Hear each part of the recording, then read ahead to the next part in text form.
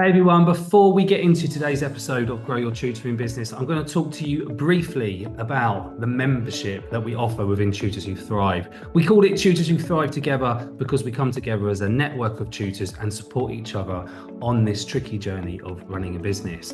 There are a number of benefits of being part of this membership. We do weekly co-working spaces where you're able to come and work as a group of tutors on the task that you set. So you come and set your intention for the time and we keep you accountable for it. And we do that every single week. There are also monthly workshops that are chosen by the community, which means you continue your business development on a monthly basis with the topics that mean the most to you. It's just £28 a month to join. If you want to know more, I'll leave a link in the description for you to check out the landing page. And if you have any questions at all, please reach out to me. Right, on with today's episode.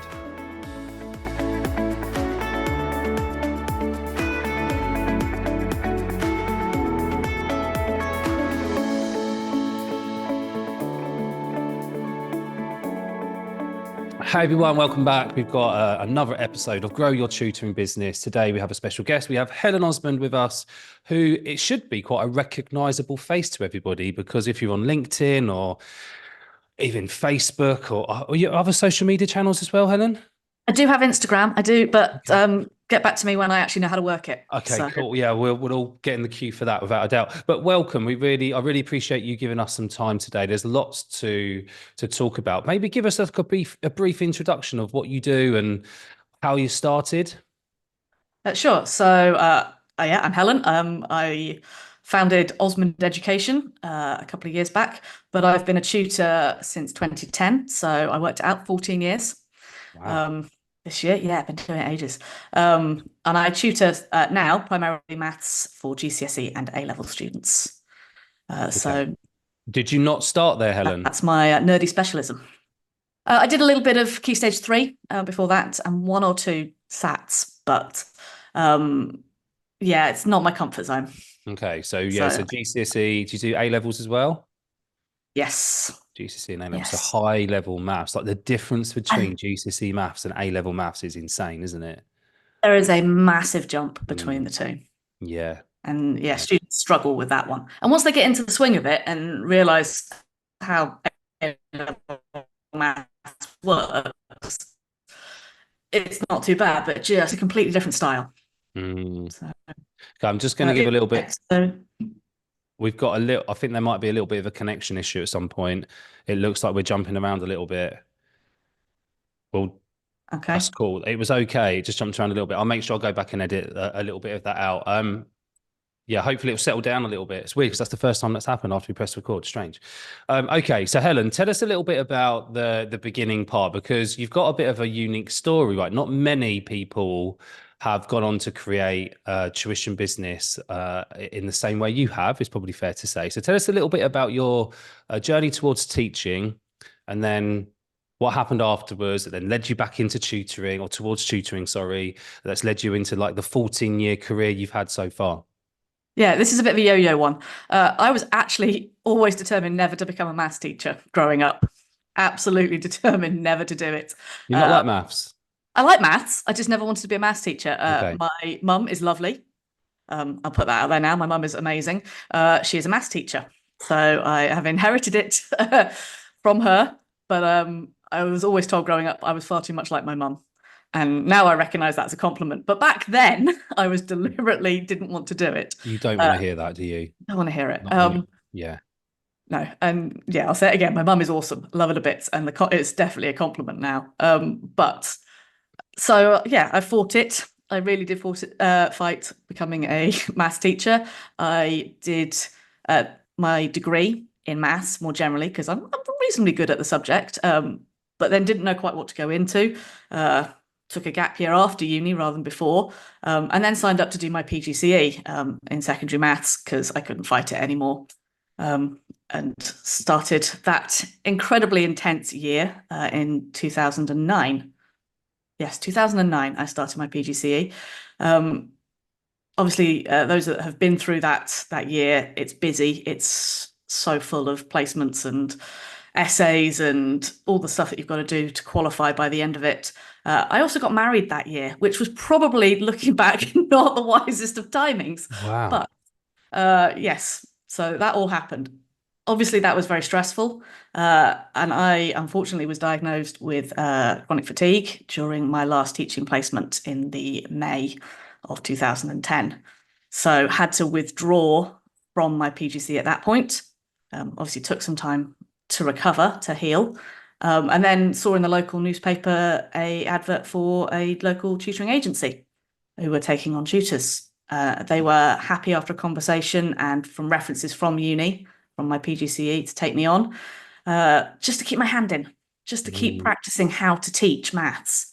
And at that point, and I could do it around the recovery, could just pick up a few students, nothing too intense, save my energy, and recover. So that's where I started. And yeah, 14 years later, I'm still going. Which is a testament to the industry, actually, and probably the way that you approached it, because there'll be a lot of teachers who will say the same thing, like, oh, I just love the teaching side of stuff. I don't really want to get involved in the rest. And perhaps you were unblighted by that, although I'd say the PGCE year is insane. It's absolutely insane. And the teaching was never the problem. It was never actually standing up and delivering the lessons. It was everything else that went on around it. Yeah. Yeah, having to do all the lesson plans, all the admin, all of the time that took up. So no downtime to rest and recuperate. It all just spiraled into not a good place for me. So yeah, I withdrew and picked up the tutoring. But then you kind of gloss over because, like, 14 years later, and here we are. And I'm sure there's a wider and longer story around that journey. In any case, because you start with an agency, but then now you're not that at all. You work for yourself. Is that right? I do a little bit with the agency still, but it's the alternative provision work with the council, with those that are educated off role or for whatever reason, mental health, physical health, SEND. I still do that through the agency because the paperwork involved at that side I'm not interested in at the moment. So I let them do the admin on that one, and I just do the teaching in the day for that. But yeah, so in that time I have had years where I've had 13, 14 students, some home educated in the evenings. I've had my 2 children. I am a mum of 2. That probably wears me out, probably more than the tutoring now.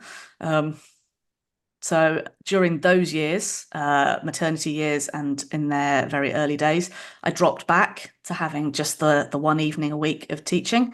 And now that they're older and both at school, yes. Yes. Oh, such a relief when they're both in school. Little bit of time to me.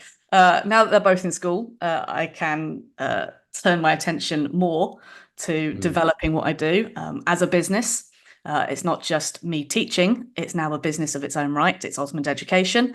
And I can invest time in doing that, and I can invest time in growing my pedagogy, in all of those sorts of things that I just struggled to do earlier. So yeah, it's been a bit of a journey over 14 years. But yeah, the big change I think was probably, wait a minute, working back 4 years ago, just pre-COVID. I think just pre-COVID. I was already working online partially at that point as a tutor, partially face-to-face. And obviously when COVID hit, we all went online. Didn't really have much of a choice. And at that point, I found other tutors. I wasn't a big social media person now. I know you see me on social media now, but still not my favorite thing. Really not my favorite thing to have to do in terms of marketing myself. But yeah, I found qualified tutor at that point in its very early days. Met Julia Silver and Ludo Miller. Some of you will know them if you were around back in those days, and offered to do a session on how to use bit paper.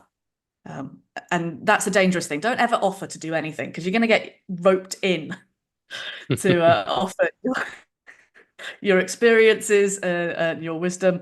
Actually, no, it's a really great thing. Do offer. I just I do offer. Do put yourself out there. Yeah, it's a good thing. It is a good thing. It's a good thing. But then I started to meet other tutors, and it wasn't just me in my dining room. in my little corner of North Wiltshire. I met tutors in London online, or in Devon, or up north. Anything above the M4 is up north for me, but up north and up north a bit more. The more tutors I met, the more different ways I could see of doing things and how to actually turn what I did as a teacher into a business, how to put things in to save my time, my energy, how to improve my teaching of maths, different ways of doing things.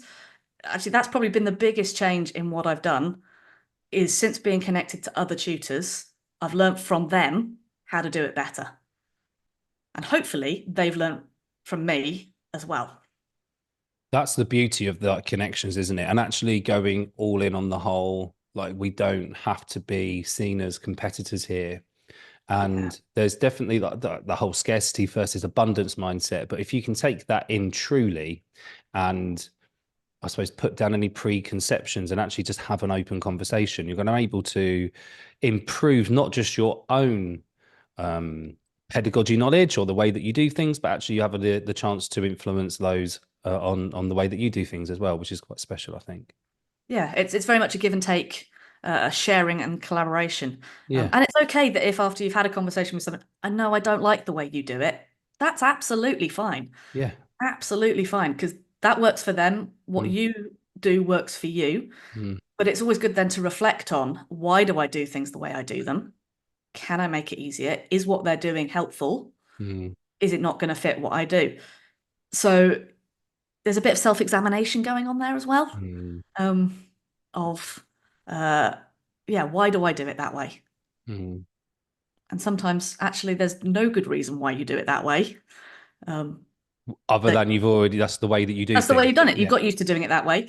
And yes, we don't like change. Change is uncomfortable sometimes, but yeah, then you can sometimes tweak things, try something new. You might find it works. If it doesn't work, you can always go back. It's so yeah, there's a lot of knowledge and wisdom within the tutoring community.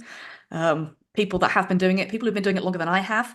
I say that, yeah, 14 years. I've been around a while, but there have been people that have been doing it for longer than I have.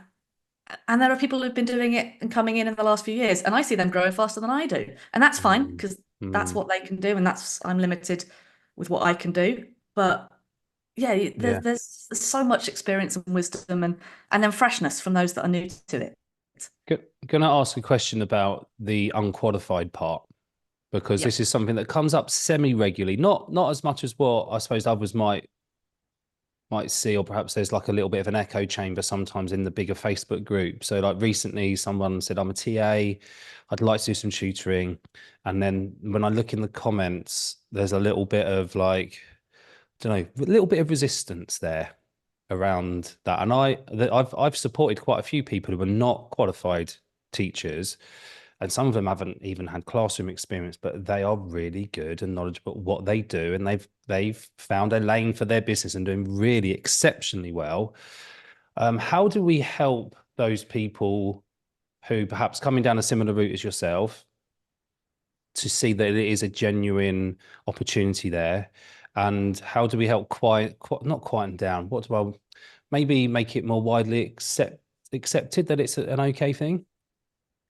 Yeah, I'm not entirely sure of the answer on that one. Okay. Other than to not be, if you are coming from an unqualified, I say that not unqualified, if you're coming from a background that is not a qualified teacher of some variety, then there might be challenges that you encounter that qualified teachers might not struggle with as much. Finding some of those resources, finding the pedagogy, finding how to teach your subject, or just how to teach, can be more challenging if you are coming at it from an unqualified background.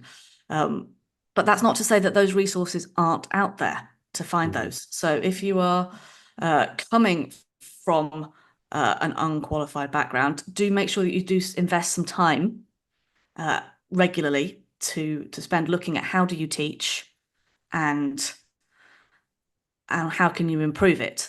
But that should be all of us. That should be qualified teachers and unqualified teachers the same. We should always be looking to develop how we do it.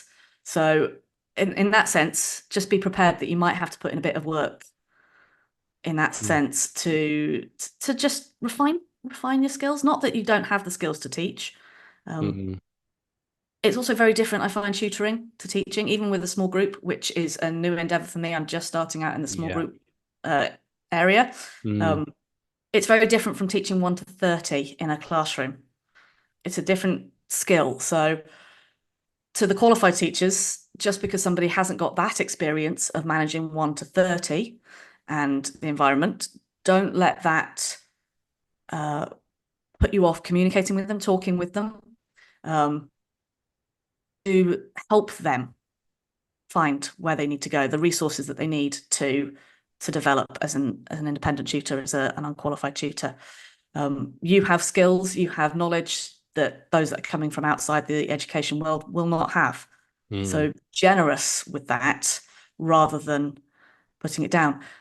Some students I find don't work well with a qualified teacher or somebody that has a tuition style that's very similar to a teaching style. And it's not a problem if that's the way that you do things. That's absolutely fine.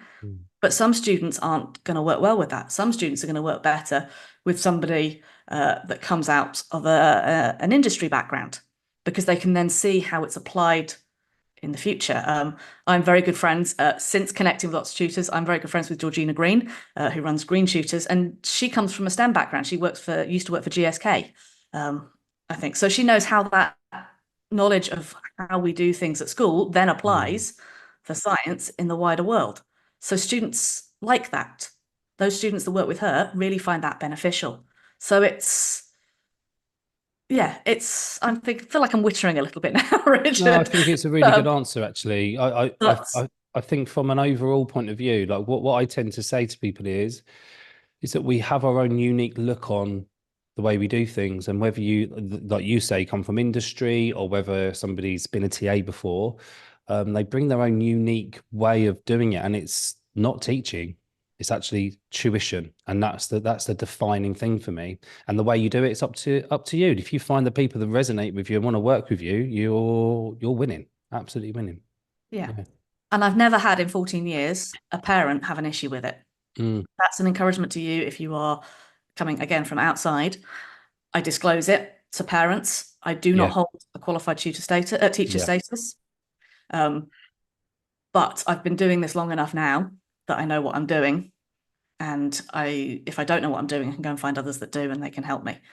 So I'm very open with parents that I don't have the piece of paper. I don't have a qualification in teaching, but that doesn't stop me from being a very good tutor. Absolutely. Amen to that. So Helen, look, you kind of, the story's great, like from the PGCE, so having that recovery around chronic fatigue, and then knowing that this was kind of still the calling that you wanted to move towards, so you just start tutoring straight away. So you've kind of skipped out that middle part, which most of us have gone through, which is, oh my God, I really love teaching, but I don't like teaching in this way. So I think that in itself is like, well done. I think that's amazing. As I said, I think so. Looking back at it now, I think I missed a lot of stress and strain. And those that I do know that are still in the classroom, I can just see the workload, and I can see how much they have to do and how much they're not appreciated on a broader scale. I mean, they are appreciated by their students, but it's a very intense career. And then by the sounds of it, almost by, I don't know, I want to say accident, maybe that's not the right word, but you end up stumbling across a community of tutors that have really helped over the last 4 years to develop your knowledge further, but also just to meet people and to just be part of a community that is really supportive. Yeah, absolutely. And actually, I put this on LinkedIn the other day. You could probably go find it and scroll back. I actually hit a wall the other day. I was teaching a group. I actually really didn't want to do it. I had a tough week personally with family life, and I just went, I can't do this. And because of the friends that I have met, and they are now friends, they're not just colleagues, they're on a WhatsApp group with me. I sent a quick message, and within about 5 minutes, we had 5 of us on a WhatsApp video call for just sort of 10, 15 minutes, and it picked me up and it encouraged me to get out there and do it. One of them had tonsillitis, so we were trying not to make her laugh at the same time. It was an encouragement to be able to do it. And there are different groups, different communities of tutors out there. Obviously, you've got your Facebook group, which you just see how many posts go in a day of people saying, how do I do this? Or here's a thought, or there's a bit. And yeah, you're learning from each other. You're able to encourage each other to do it more. We are doing this together. And the more we do it together, the more we can get better at what we do. So yeah, actually, it did fall into it accidentally. I don't know quite how. So looking back, yeah, it was meeting that group in that place, and they encouraged me to do more and to share. They encouraged me to go forward for the TTA awards, and I have been shortlisted in the 3 years. That it's been a complete surprise that first year, actually complete surprise every year. Amazing, that's really good. And even more so, winning this year was just, I mean, it's somewhere there, somewhere behind me. There's a nice shiny piece of glass with fingerprints all over it.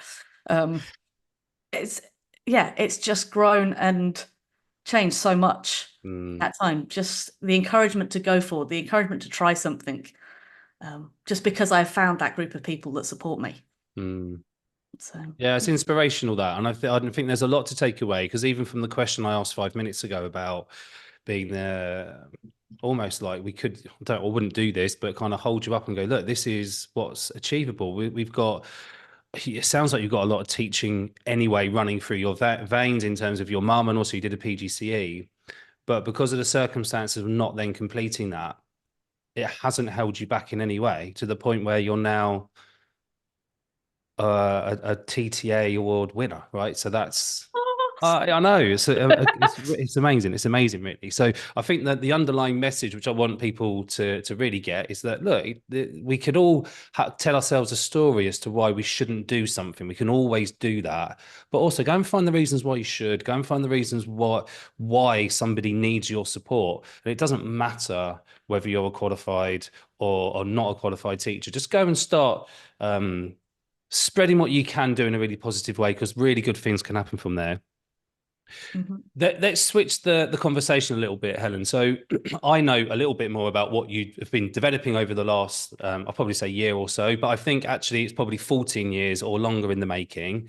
And I know the new idea is very much around the idea of pedagogy and your passion for this and your own personal development. What do you see? What do you think pedagogy means, or what does it mean for you? And then we can start looking at what it is that you've created and you've started to develop over the last year or so. Yeah, sure. So pedagogy for me means thinking about how I'm teaching, not just the subject that I'm teaching. So I could quite quickly rattle off a lesson on quadratics. That's my go-to example. But thinking about, how do I present that? How do I question for that? How do I give questions for students to think about what we're talking about so that they can make greater connections? How do I leave spacing for them to come back to it, recall it? So there's some of that retrieval practice going on. How do I structure my lessons in a way that we go back and forth? I mean, pedagogy itself is a massive topic, isn't it? You can keep coming back and keep finding new things and new ways of doing things, and things that you can tweak with how you've done it before. And actually, I didn't do that so well. Let's try doing this. So in that sense, that pedagogy is looking at how we teach, not what we teach, and the way forward of doing that. And yeah, from that unqualified teacher, perspective, it can be quite hard to find resources for that. So it's good now that that's starting to come into the tuition world. It's not just what, it's how. There is more available. Obviously, I know you've had Arthur on the podcast before. Arthur's got his Navigated season, so that's a great source of just taking the time to reflect on an item of pedagogy and how we can apply it as a tutor rather than necessarily in the classroom. So that's great. There are others out there, but that's the one that, Arthur bounced it off me to begin with, along with some others. So in that sense, just looking at how we teach is so important, not just the what. How did that influence you with like the next thing that you've created? So tell us a little bit about, because I've kind of like teased that now. Tell us a little bit about what that is, and then we can sort of get into how that's kind of helped you grow and develop this idea. Let's see, next week on the podcast, you'll have to come back. No, Yeah, do an EastEnders that would be the ending, cliffhanger, right? wouldn't it? Yeah. I've created a maths hub for tutors. Maths is my specialism. Don't ask me to teach English. It would not go well. Probably not ask me to teach science either. I could just about make my way through physics, but maths is my specialism. So we got to a point sort of, January, February last year. No, this year. Still this year. I'm wishing my life away. I had a couple of tutors turn around and ask me, how do you approach a vectors question, or how do you approach this algebra topic? What's the way forward? How would you teach it? And so spend some time learning from me, not as a student. Well, actually, yes, then the tutor turning to the student to learn from me. And it seemed to be that I was having several of these conversations with people. How do we do it? What resources are there for maths? So I have founded this maths hub. So once a month we get together as maths tutors on a theme, on a resource, on a tool that we can use, looking specifically at how we can use it to develop our skills as maths tutors. So we have had, last month we had Ayush from Pencil Spaces. Pencil Spaces is a fantastic tool, but looking at how we can use the tools within that specifically for maths. We had Johnny Hall from MathsBot back in June, because that's a brilliant tool. If you are a maths tutor, go and have a play with that. So many manipulatives in there to be able to make the algebra, to make directed numbers, things like that, that are challenging concepts for students concrete. It's something they can see and they can play with as well. We've had conversations about how do we assess a student to start with? What's the tools that we use to, when we've got new students starting, how do we assess what they can do and what they can't do? Because if we don't know what they can and can't do, then can't build upon it or plug the holes. We've had sessions on ratio. This month we've got one on maths and literacy. Not this month, this year coming up. Maths and literacy. We've got hopefully one on maths and dyslexia. How do we support our dyslexic students with maths? One on questioning in maths. And the plan for this month, it will come out in the next couple of days because I haven't finished it yet, is algebra tiles. How do we use algebra tiles for maths? So it's just once a month get together to learn from each other, to collaborate, just to get to know each other, because you never know who's going to have a different approach, a different way of doing things that you might be able to use in your teaching as a maths tutor. It kind of goes back to what we were talking about. Well, the theme through the whole thing is really like, look at we haven't called it this, but it's actually that CPD element to just being a tutor, isn't it? Like whether that's through connections and meetups, whether it's through things like maths hubs or memberships, or even attending like Arthur's navigated, is it navigated tutors? Navigate Ed. Yeah, Navigate Ed. Yeah, like research Ed. Yeah, they're really powerful sessions, which leads more discussion, which is exactly what we need. And if I think about the CPD that we had at school, I mean, some good, some not so good. But what would always happen is that you'd have a discussion amongst your peers around whatever you were talking about. So often whatever happened in the moment was just a flash in the pan, no matter whether it was good or not so good. But it was like, what happened afterwards? What did you take away? And increasing your network of people around this really supports the ongoing learning that we all needed back in the day, but now we have access to. Yeah, as I say, we still need that ongoing development. But yeah, it's the conversations, it's the discussions with other tutors about how they do it. I mean, the content delivered is always great. Well, no, it can often be great, but actually then how do I go and apply this? How do I do this for myself? How do I adjust my tutoring in the light of this or whatever it is? So for me, it is really about those communities, those connections with other tutors, just because you learn so much from each other. So how long have you been running the Maths Hub for? So far. So the first one was March. Okay. So we're only about 6 months in. It's going through a little revamp at the moment, hence why this month isn't quite ready yet, because I'm also mum of two. So trying to juggle the parenthood and the work is been a little bit busy over the last couple of weeks. So the intention is that you can come to any of the events, doesn't matter, but I'm also setting up sort of a membership so that you can leave a question in like a community for other maths tutors to respond to and see how that goes. That's still in development at the moment. It should be coming out the next week or so. Sounds exciting. Sounds really good, Yeah. Helen. We'll see how that goes. Is there anything that we haven't spoken about that we really desperately want to talk about and share? While we've got the platform and the opportunity. Considering we said at the start of this that we could keep talking for a very long time, you and I. We've done all right, haven't we? We've done really? all right. We've done really well. We've not gone too much. We could keep going. We could keep going for a while. Trying to think places that you can connect, obviously, with other tutors. Richard, obviously, your group is amazing for this. And obviously, you ran the challenge over the summer holidays, nicely timed with the whole parenting thing there. Having to juggle both. But things like that can be really helpful. So do find your Facebook group. Richard's group is fantastic. There are others out there. Find real life places. Find Zoom calls that people can join, that you can join. TTA conference is coming up in 4 weeks. 3 weeks, 4 weeks. Yeah, 4 weeks. End of October-ish. Yeah, 23rd. Yeah, it's in my diary. 24th. That's a great. I've got the hotel booked. I've got it in my diary. I'll just do what my diary tells me to do. That's coming up, so that's a great place to be able to meet other tutors. It's a good plug, right? Because the big shift in Tutors Who Thrive since the summer has been, can we have meetups around the country, add value to in-person events? So we've got Birmingham coming up. We've got Newcastle on the 10th of October, so next week. Which doesn't work well for podcasts saying dates out loud, if I'm honest, because you could be watching this in a year from now. So I mean 2024. And so just look out for more of these things. The opportunity to meet in person, I think, is really special. Yeah. Or even just ask a tutor to have a virtual coffee. I think we're all masters of Zoom now due to COVID. All those years back. Just would you jump on a Zoom and have a chat with me for half an hour? It's important. All this stuff's important. Okay, Helen, look, thank you so much. I really appreciate you sharing this space and sharing your knowledge and your journey and everything else that you're trying to do.